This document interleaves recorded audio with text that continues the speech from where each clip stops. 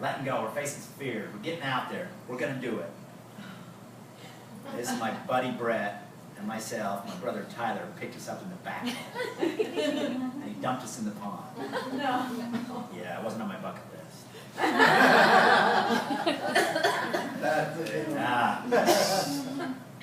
All right, my brother Tyler's carried me lots of places. He's got me on his back down at the beach by San Diego. That's my dad. My sister Julie in the grain. Some guy in the balcony. Anyway, so they take me down to the beach. They dug a hole. And they buried me, and I didn't like it. I said, get me out of here. And they started throwing chips and bread all around my head, and all the birds showed up. And they wouldn't leave. This is a mountain called El Capitan in Yosemite, out in California. It's probably on fire right now. But anyway, it's a 3,000-foot granite cliff. My friend, my teammate, Trooper Johnson, he wanted to climb this mountain since he was just a little guy. When he was in high school, he broke his back in a wreck, in a car wreck. Do you think his dreams were denied? No. They were delayed. A few years ago, Trooper, as a paraplegic, he climbed that mountain. He did 5,000 pull-ups. He slept on that red thing 4 different nights. And he packed his gear behind him, and CNN came along with a helicopter and did a special. And then, with the help of a guide, he made it to the top, and he walked 2.5 miles back to the bottom on his hands. So, in life, the greater the obstacle, the more glory in overcoming it. I don't know what you're dealing with, but face it. This is my beautiful wife, Tammy. Some of you know her. She's in the great state of Minnesota, and she thinks the world of many of you and the Mitchell family. She wanted to join us here today. But anyway, she's a great lady. And you know, who needs wings when you got wheels, a good wife, and a wedgie? I have a little red riding lawnmower. That's why I mow the lawn. And a couple of summers ago on a hot August day, the darn thing ran out of gas. The wheelchair's like way over there, 100 degrees, nobody's home, no cell phone, didn't know what to do. I live in a cul-de-sac. People that drive by the church probably wave at them, you know. They'd wave back. You know. Good job, Mike. Don't quit. You're an inspiration. Thanks. Shut up. Get over there. Get some help. So I finally got back to my wheelchair. I was able to help organize the Olympic Games here in Salt Lake City, the Winter Olympic Games. This is 5 months after 9/11. Lots of patriotism. It was a cold night. I was able to carry Monica's placard, and 2 billion people are watching. I have a little video clip here for us. You might not be able to hear the sound, but here's a little video clip here.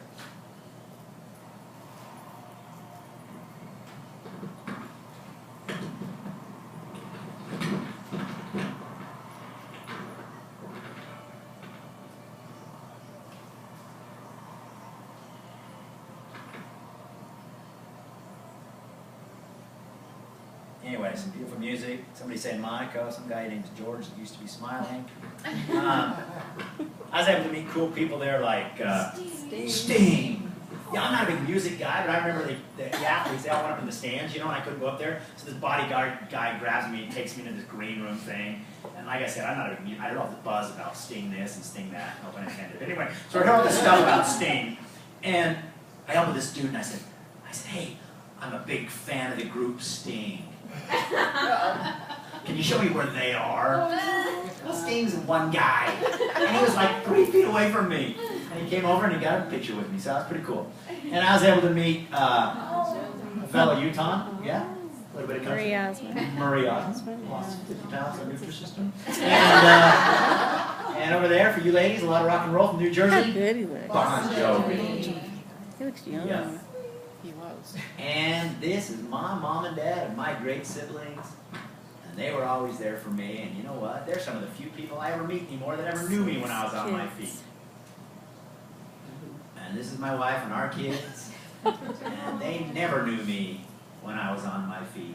And I appreciate them accepting me in my wheelchair and all my other disabilities. It's a crazy sensation. You can't feel your legs and your hips. You floating in the air and landing on a trampoline. It's crazy. It's fun. Trooper has a hat on. He climbed up Capitan. Reggie over here. Over there. That's my buddy Reggie. Remember I told you about Reggie on the airplane that lost his legs? Remember that? Yeah? No, taking it. Can you find Reggie? You're good. Watch out for Reggie. He's in That's that, my coach. Get in ready that to shove luggage him in there. container. And then we're going to scare somebody pretty good in a few minutes.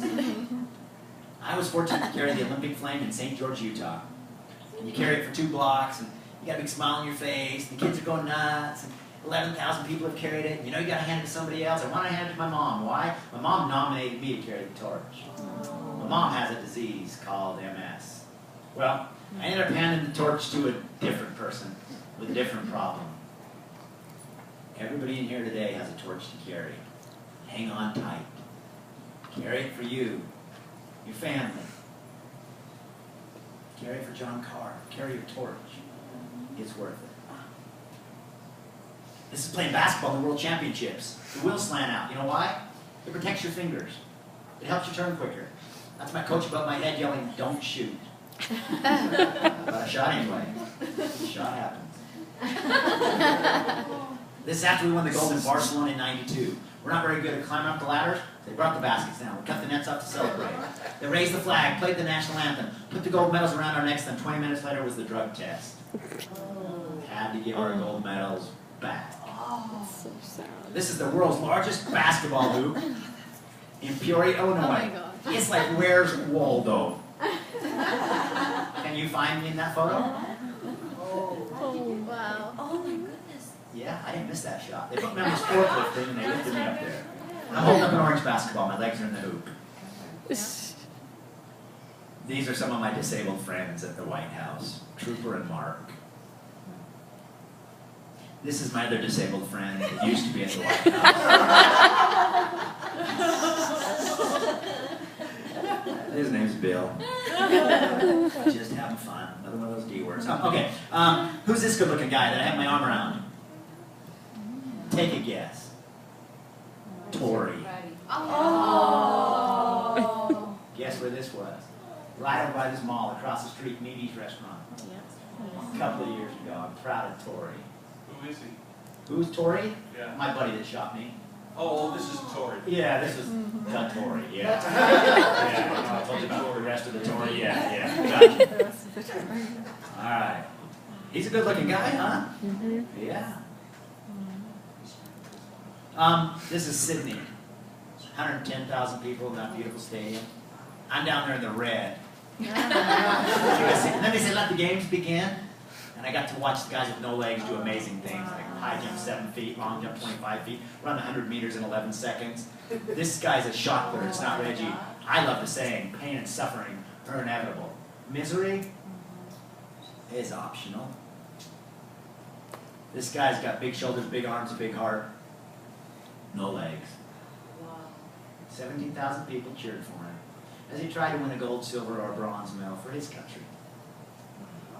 I like elevators, but I like escalators better because you get a back on. Yeah, hang on. You know what I've noticed though? There's nobody ever behind me. They just like scatter and disappear.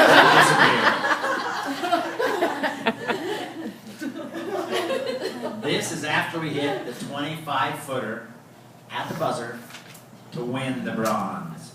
That's me, upside down on the bottom. Did you get the 25-footer? We're going to show you this little video here. Inside. It's 15 seconds to go. Tie game. No. And Great Britain has the ball. They call the timeout, and we played terrible defense. They missed the layup. Anyway, here's how we beat